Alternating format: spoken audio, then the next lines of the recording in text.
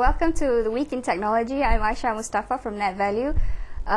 We have our second guest here today, which is actually the assistant editor of new media for The Edge, John Lim. Hi.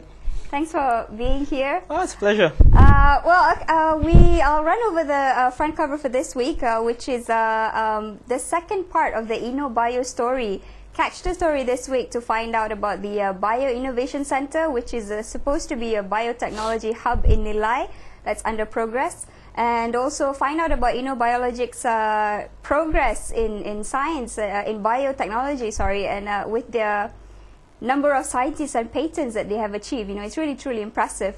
So we'll get straight to the segment of social media. This week we will be having a special segment with John Lim, and we're going to discuss just chit-chat about the social media scene in Malaysia. So John is also one of the people responsible for The Edge's new Twitter account. We're delving into embracing social media freely. So he was one of the key people that is pushing for it. So John, so many people are trying to embrace social media. So what has The Edge done that is different from others? Well, what we try to do is essentially nothing new, but we try to interact with the audience a lot more. We've modeled ourselves after the Kernel Tribune, which is what the Chicago Tribune does with its Twitter account, which is basically to interact with the audience. The Kernel Tribune actually retweets its content, talks to its audience. It also, throws up questions, polls. Do you have? Are you on Facebook or I'm not? Yeah, we're on Facebook right now. We have currently about 6 members. Most of them are with the new media team. All right, yeah, so okay. I need to be a member then. Yes, so we need to double it up right now. So we just started. But has the interaction, or even in Chicago Tribune's case, has it sort of managed to change, some of the decisions in the paper? Yeah, what we've done, we've actually got some positive feedback from the Twitters following our account, which is twitter.com/edgemy, by the way.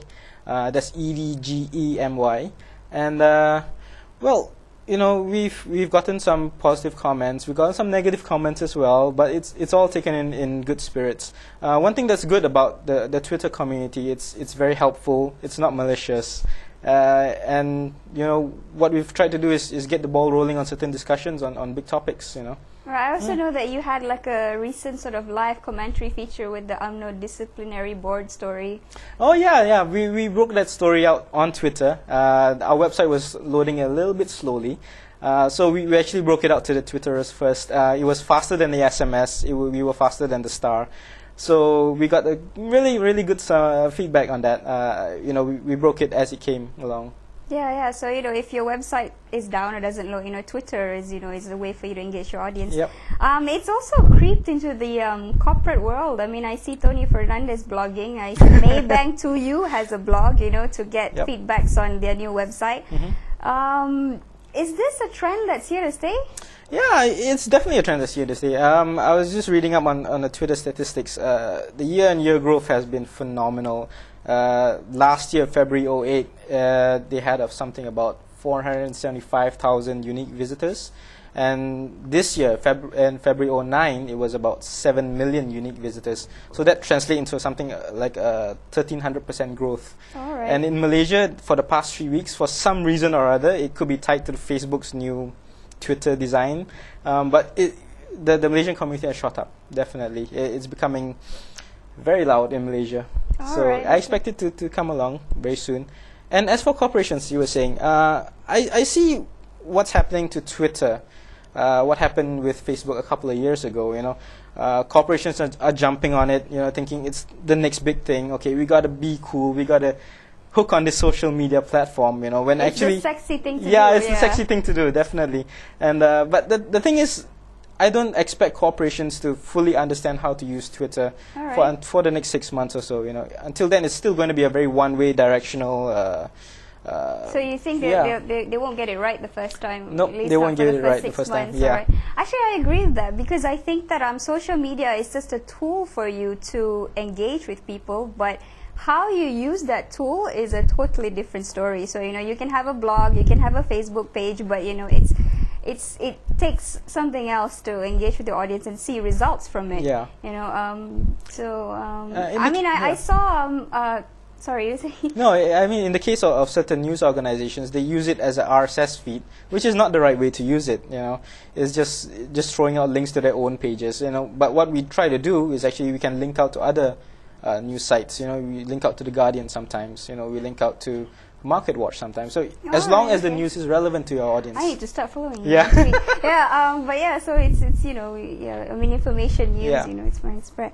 I actually saw a Facebook application that lets you send secret recipe cheesecakes to your friends. You know, I thought that was quite a clever way of marketing yourself. You know, you let your audience, you know, have fun and also be able to promote your cheesecakes. Yeah. You know, that's a very inventive way.